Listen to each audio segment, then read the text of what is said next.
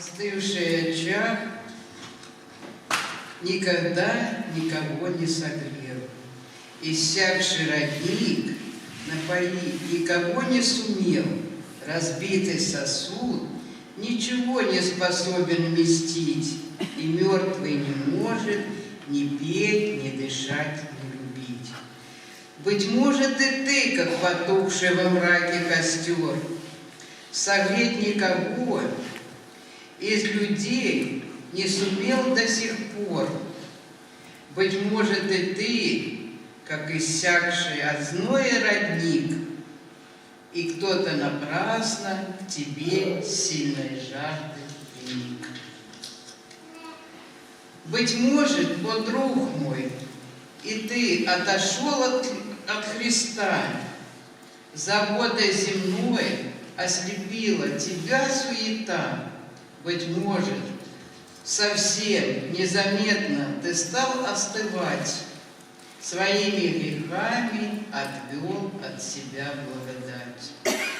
Быть может, давно ты не чувствуешь Божьей руки, и вместо сосуда остались одни черепки.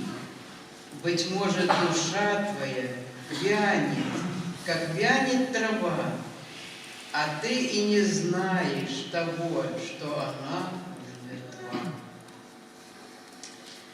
Ты призван гореть ярким факелом Божьей любви. Не будь же огарком коптящим, гори и живи. Среди темноты и греха будь горящим костром. Полуденный зной будь прозрачным живым родником. Источником силы и правды для страждущих путь, всей жизнью своей укажи им на истинный путь, а то, что имеешь, храни и держи до конца, чтоб кто-то другой твоего не восхитил лица.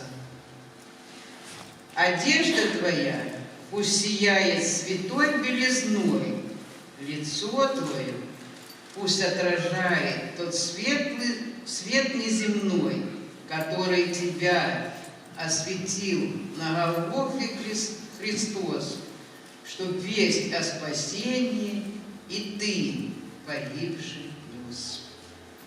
Спеши к совершенству, и совесть пусть будет чиста, и люди тогда новый видят живого Христа, Ему одному воздать благодарность и честь, чтоб имя Иисуса тебе смог бы каждый прочесть. Аминь. Аминь. Слава.